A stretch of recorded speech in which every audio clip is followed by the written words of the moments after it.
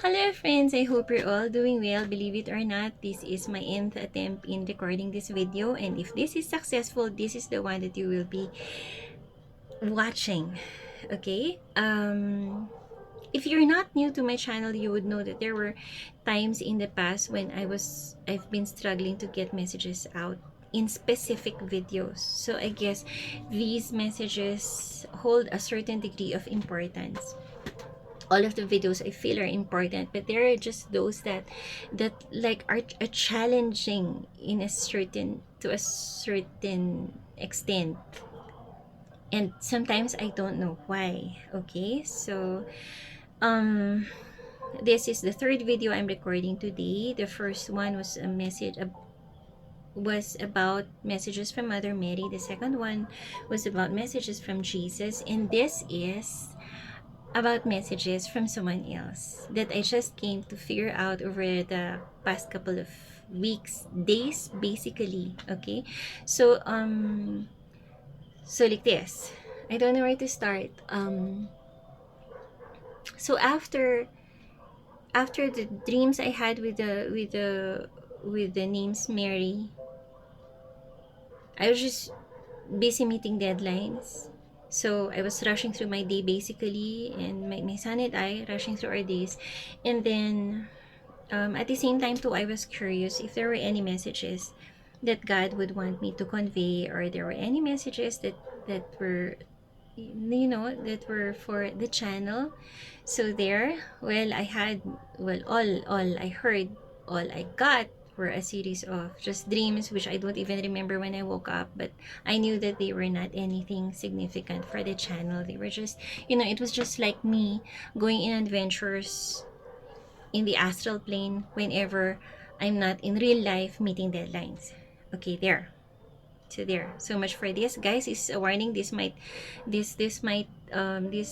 video might drag on past 15 minutes, in as much as I'm trying to keep the videos just under 15 minutes. So bring out your popcorn, maybe. Mm, maybe make some coffee. Have fun. Okay, so there. So what happened was, so there, so that's what has been happening. And then I knew that I did not have any significant dreams, well, because I was not my I was not in the proper disposition to receive them. Okay, and the Lord knew I had deadlines, so I think He respected that also. Even if I wanted to ask Him if there were some, then at the same time I felt, was I losing connection or something like that. Sometimes those things would cross your mind. Okay, so anyway, as with, you know, how God works, one time this June I was given a dream, but it was a personal dream, so okay, that's not for the channel. And then a few days after that, just on June 14, I was able to accomplish a lot already when it came to my responsibilities. And then that night, before I went to bed, after prayer, the last part of my prayer was, I told the Lord, God, so I think I'm ready now to receive anything that you would like me to share. Okay, so there.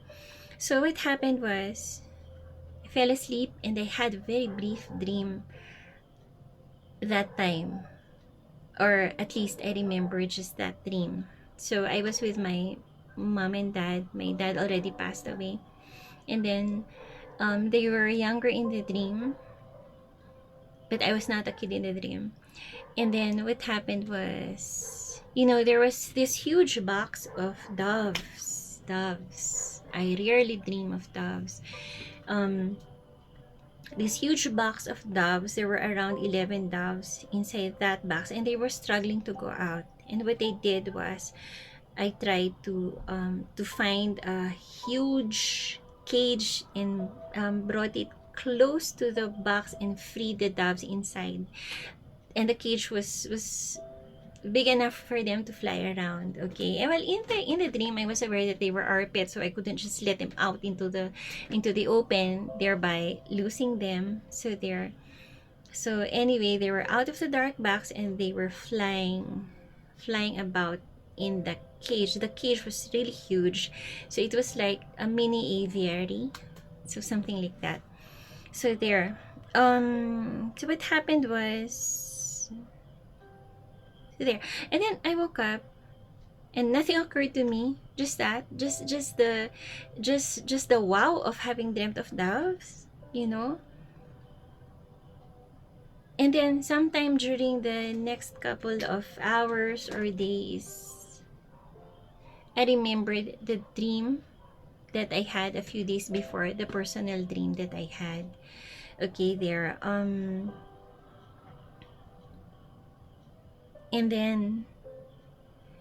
then two, realizing that some Sundays ago, 2 or 3 Sundays ago, was that it? Was Pentecost Sunday. And what is Pentecost Sunday? That was the that commemorates the day when the Holy Spirit descended upon the apostles after Jesus was crucified. So the apostles were just huddled in a room because they were so afraid about what happened to Jesus and they would what would happen to them after. And then suddenly the Holy Spirit descended upon them, and they were suddenly speaking in tongues, and they were brave enough to go out into the world and continue the mission of Jesus. So there sometimes I'm still left in awe at how these things fall into place and are interconnected, and how they work with each other. So there, um, so there.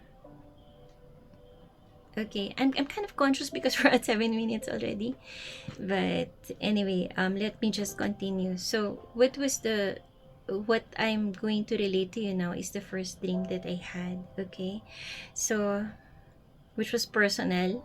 I guess I needed a little more convincing to share this with you, but anyway, just for the purpose of the message of these dreams, if they can help you out, then okay, I am going to share that dream. So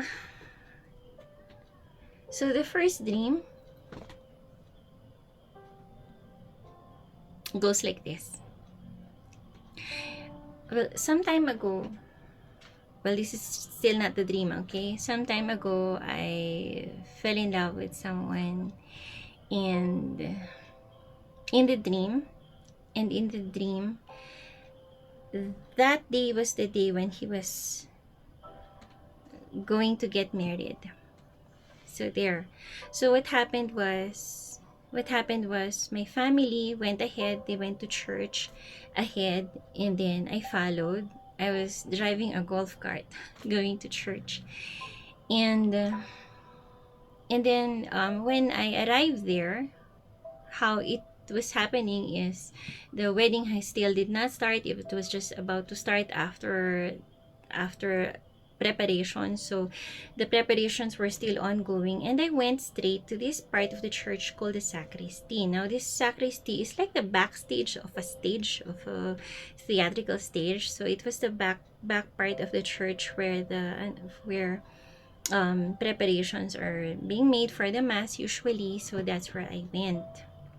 Okay, so when I went there, so I was there, and then I was trying to see what I could help out with. There was this woman who was asking volunteers to do this, to do that, so I volunteered. And then what happened next was there were just a few people in there, and then suddenly this guy, he came into he came in. He didn't see me at first, but what happened was, there was this woman, at around 2 feet away from me, who congratulated him. So after she congratulated him, I went and I shook his hand, I think he was surprised to see me. At the same time, at the same time, I sensed sort of sensed how he was feeling. So he was surprised to see me, but I congratulated him. And then he didn't say anything. We just looked at each other, and then there. So was it emotional for me? Was it emotional for him? I don't know. But somehow I sensed on his part like this thing, this getting married thing was more of an arrangement. I don't know if he was happy or something, but he was really serious. So what happened was he turned around. I turned around, he turned around, he went back to the altar, and then I stayed there, and I was pacing back and forth. Now I was pacing back and forth because in the dream I knew that I knew that I must have lived lifetimes waiting for trying to find this certain kind of love. And and finally, when I found it in this lifetime, it was it was about to be gone for good already. So there. I told you it was personal. Anyway, it was just a dream. So there. So what happened was it seemed so real. Some of my dreams seemed very real. And so I was pacing back and forth, and I felt mixed emotions in that dream.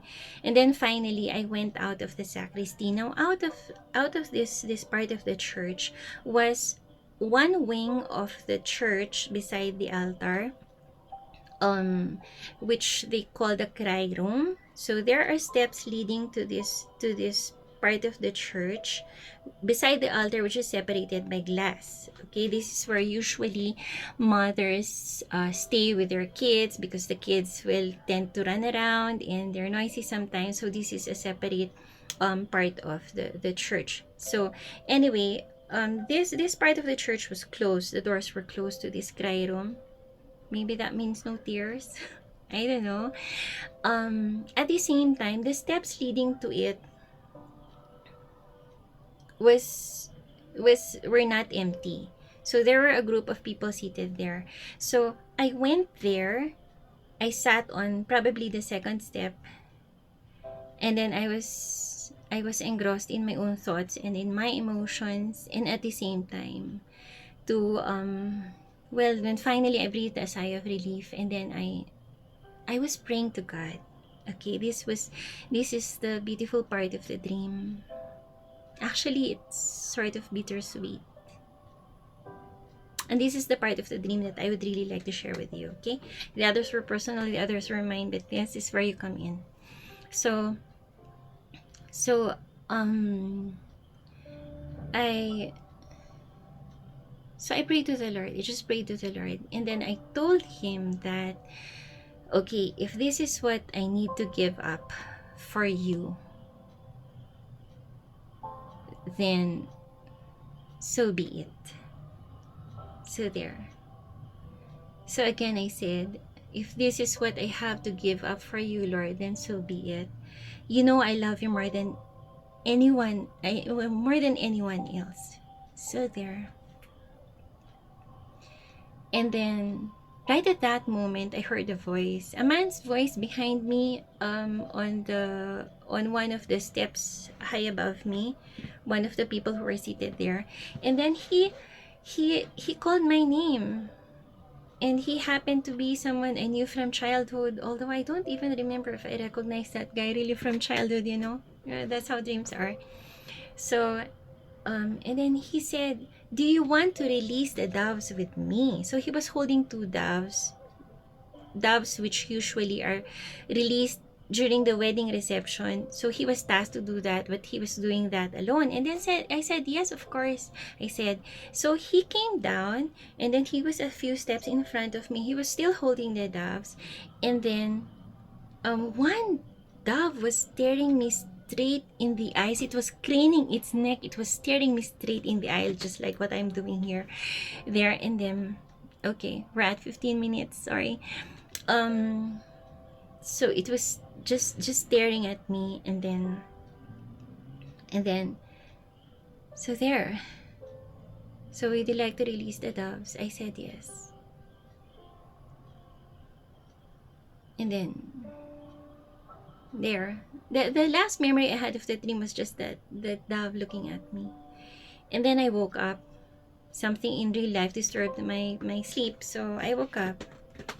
So when I had the other dream of the doves, and then I realized Pentecost Sunday was just a few Sundays ago, I that's when it hit me.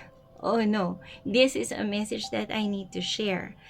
Okay, how am I going to share this dream? Anyway, well, I did. Congratulations. Anyway, pulling myself together in here. So both dreams were about releasing the doves. And also, as a backgrounder to the first dream, to the personal dream that I had, you know, another confession is days leading to that, I was really feeling so weak. And it's like I was physically weak. I couldn't I couldn't get myself to, I couldn't feel any strength at all, but I had tasks to do, so I just struggled through them. I wasn't okay. So before the first dream, I actually was talking to God then. I told him, I was telling him, Lord, if what is this all about? Why am I weak? What's happening to me? If it's anything other than physical, please just tell me. Please just tell me what it is. I said, except if it's just purely physical, okay? So, also, when I woke up from that dream, from that personal dream, the first thing that came to my mind when I remembered my prayer right before that was that it was a test. It was a test. And so the day after that, I had that dream on June 11. June 12, I was still recovering. June 13, I started to feel my strength coming back. So there. So friends, I'm just relating things as they are, okay? It's up to you what conclusions you might draw from these, but well, from personal experience, I've had a lot of miraculous recoveries in the past. So there. So apparently that was a test, and I'm glad that I sort of passed the test, because in the end I had to give up something that was near and dear to me. And then I just stayed with the Lord. I just really stayed with the Lord. Okay, sometimes the best prayer is thy will be done, whether in dream or in reality, especially in reality. So there. So the message in here is release the doves. Release the doves. What does this mean? A lot of things are coming to mind, even as I was assessing what these dreams meant. Two doves in the first dream and 11 doves in the second dream. 2 plus 11, 13. Now, from what I know of this number, contrary to popular belief, that they say 13 is an unlucky number and stuff, I knew for a fact, since over 10 years ago, that the number 13, I read from somewhere, that the number 13 is actually the number of peace. The number of peace. So you see, it's fascinating how all of these fall into place and they're interconnected, and then the realizations that you really draw from these are so, sometimes they're so mind-blowing. So the Holy Spirit wants us to just first release whatever is holding us back, release whatever is, yeah, basically whatever is holding us back. Why? So that we could fly. Sometimes we think we're not free to do this, to do that. Of course, this goes with a certain degree of responsibility, but if you know what I mean, then it is, release yourself from all these restrictions telling you that things are not possible in your life, that you cannot have this, you cannot have that. And I don't mean I don't mean all of I don't mean luxury or anything like that. Okay, I think you know what I'm trying to say. Okay, the things that are trying to hold us back from the goals that we want to achieve, from trying to help out other people. For example, sometimes it's difficult when you want to reach out to someone when you're well, when you're feeling heavy inside, but there's a certain kind of satisfaction from just letting go and letting God, like they say. So there's that freedom. How do you do that? Sometimes it is a struggle, as I say. But just like how the Holy Spirit descended upon each of the apostles on Pentecost Sunday when they were so scared after Jesus was crucified, this is also a message that the Holy Spirit is helping us, giving us the courage to pursue what it is we want to pursue in our lives, especially if you know that it is something that would be worthwhile and beneficial, and it would help a lot of people. If you are an instrument in helping a lot of people, sometimes it does take courage. Or if you want to break from the shackles that have been holding you back for such a long time already, God doesn't want you caged. Actually, God doesn't want you boxed. The difference being that a cage somehow has light coming in, but a box is so dark. God doesn't want us living in that darkness. So there at the same time too, okay, wait, I have some notes. I don't know if I mentioned everything because I knew that this was going to be a longer video than usual.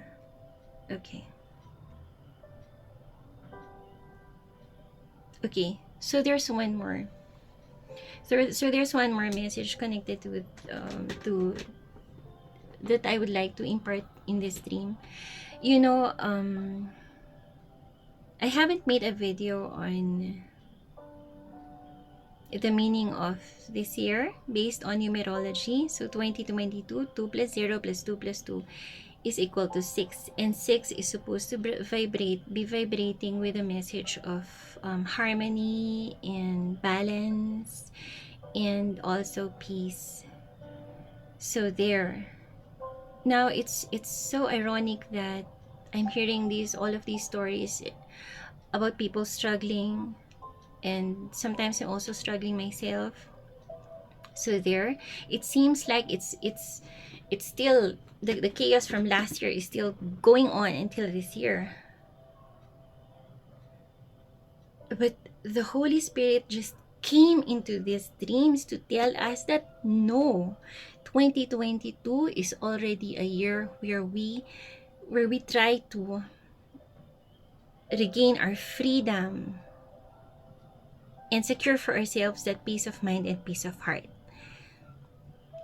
So there, just like how they say that things were not made how they used to be, they like for example, if you the things that you buy these days, they don't last anymore, they're not as they used to be, stuff like that. There are even people who are saying that relations are not as sturdy as they used to be. I mean, funny there. But also too, how we get to our destination is not like it used to be, or maybe it was like it used to be, in the sense that if there is something that you want to have, or a goal that you want to achieve, or somewhere where you need to be, then sometimes you have to struggle to get there. You have to fight through storms. You have to keep at it. So the goal actually of this year is not to stay in chaos. The goal of this year is to reach that destination where you know, where you can breathe, when you can finally have your peace of mind. Sometimes, no matter what it takes to get there are things that you might have to give up or to park for a while, just so you could um, get to where you want to be a better version of yourself, so that you can help others also be better versions of themselves, and stuff like that. Okay, well, I don't mean perfection, but I just mean peace of mind and heart. And isn't that what we're all striving to have? Peace of mind and heart, at the same time to balance without and balance within, and all of these wonderful things that have evolved to be goals in our lives in one way or another. So there. So I was able to deliver the message in here that the Holy Spirit would want you to take away. Okay? The Holy Spirit came after Jesus to fuel us, and the Holy Spirit is just around us these days, and it even fell on these dreams, even fell close to Pentecost Sunday. So isn't that a strong message enough? So friends, I am praying for you to get through your struggles, and to hopefully come to your version of peace within at the end of all these struggles, which is promised actually by this year 2022. So there. So, okay, we're almost at 30 minutes. For those who were able to bear with me at to this time, thank you. And thanks also, I would like to thank you also for your likes, for your subscriptions, for the ways that you have supported the channel. I know it's small, but I hope it's at least one of the videos is valuable to you. Okay, so there. So this is just me, Alvie, saying find your strength, find your peace, and stay with God, whatever you conceive Him to be. And the Holy Spirit is just around you, with you, inside you, helping us. So there. God bless in everything. Until next time. Bye.